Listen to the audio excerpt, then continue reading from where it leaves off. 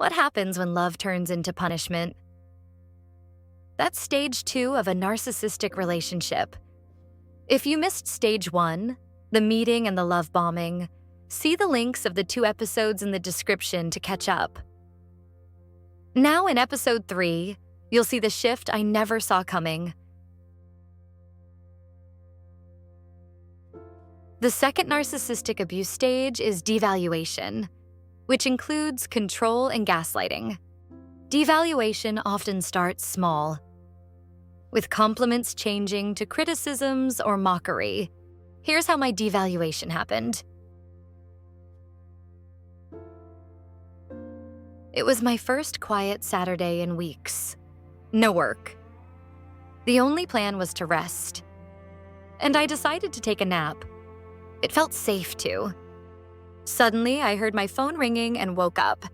I saw 37 missed calls, 18 voice notes, and several SMSs. My heart was beating so fast. Was someone hurt? Did something bad happen? The calls were from him. So I listened to the first voice note. Hey babe, just checking in. You okay? At voice note number 7, his tone had changed. This is not funny anymore. Are you ignoring me right now? By the last voice note, he was yelling. Where are you right now? Pick up the damn phone! Just then, the phone rang and it was him calling again. I picked up the call. What's going on? Why aren't you picking up my calls? Sorry, I just fell asleep and didn't hear it ring. He hung up. I called him back, but he didn't pick up, so I sent a text. I'm sorry, I didn't mean to worry you. I just dozed off. No reply. I sent number 2. I should have told you I was napping. I'll be more careful next time. Still, no reply. Hours later, I texted again. Please talk to me. I didn't mean to upset you. But instead of responding, he kept silent. I tossed and turned all night, blaming myself for falling asleep. The silence was his punishment, and it worked. The next evening he called and sarcastically said, Hey, so are you awake now? I apologized again for falling asleep. When love feels conditional, your self-worth is chipped away. That's devaluation.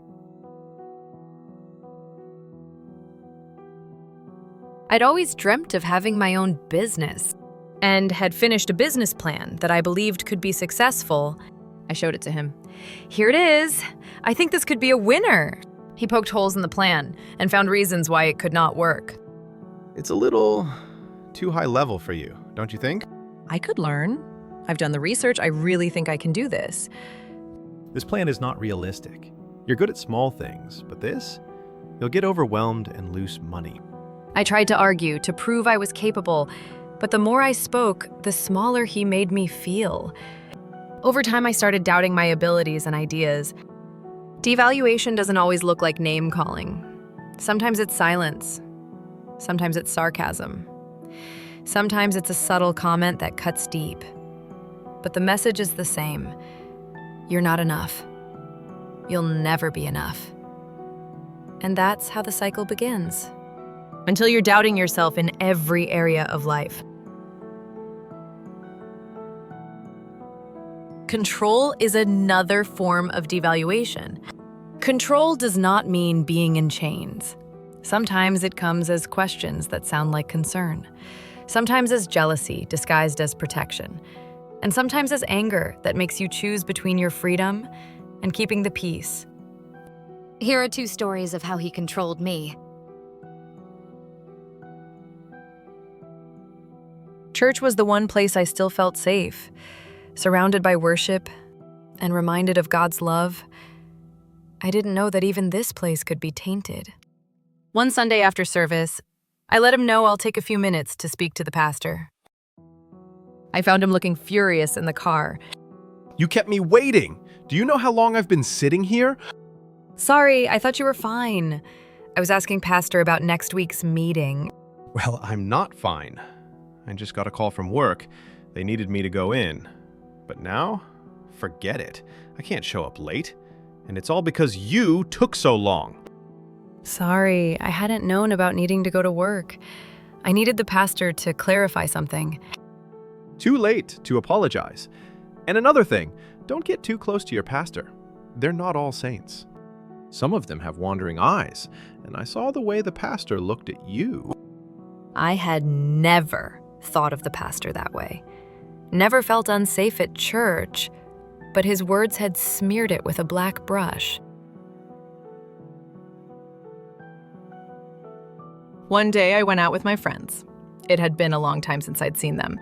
For a few hours, I remembered myself with the laughter, good vibes, no eggshells under my feet, until I saw a text from him.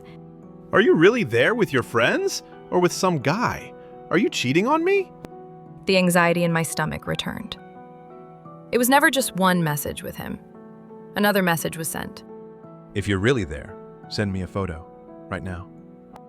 To keep the peace, I decided to send him a photo with my friends. Let's take a picture together, guys. This will be a lovely memory one day. I excused myself from the table and sent him the photo. A moment later, he replied, Fine. Call me when you get back. I told myself it was easier to have sent the photo than have a fight. But deep down, I knew it was control. How do you know it's control? At first, it seems like love, like they care a little too much. But love doesn't cage you. Love doesn't make you lie to your friends or walk on eggshells or prove your innocence over and over again. That's control. Gaslighting is another form of devaluation that twists your reality until you doubt your own memory, your own feelings, even your own sanity. Here's how it happened to me. My family were in town, and we agreed that we'd spend the day with them. I was excited. I thought we were on the same page.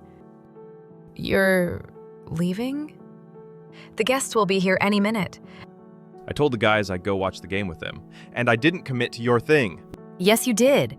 We talked about it 3 days ago, remember? I never said that. You always twist things. You forget half our conversations and then blame me. You're making a big deal out of nothing. The next day, he was in a good mood, and I thought he'd be open to talk. About yesterday, it really hurt how you spoke to me about the visitors.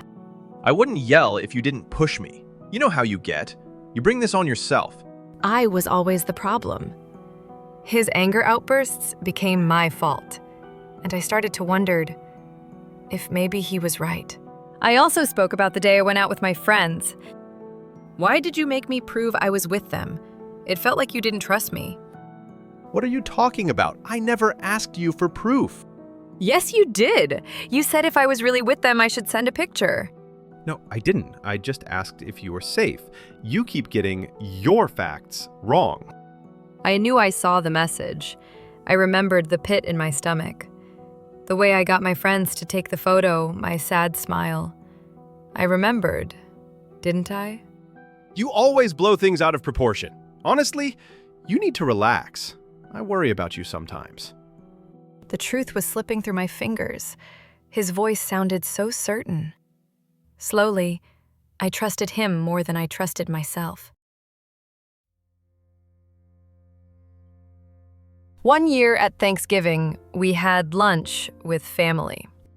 To the outside world, he was perfect, so thoughtful and attentive. People would tell me, "You're so lucky." But behind closed doors, he was different.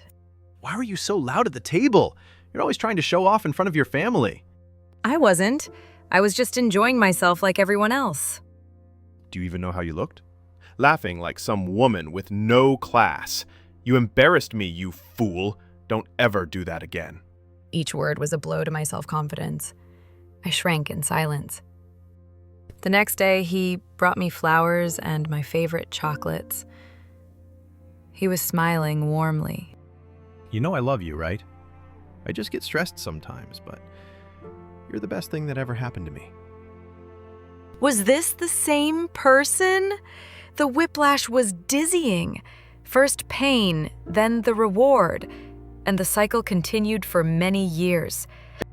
Gaslighting whispers, "You're the problem. If only you remembered like I tell you." So it was never about my memory. It was him rewriting my reality until I lost sight of my own. If any of this feels familiar, remember, real love is patient and kind, not controlling, shaming, or cruel. Believe that God sees you, values you, and loves you, just as you are. Stay tuned for episode 4 to see how God opened the door to my freedom. Don't miss it. Thanks for watching.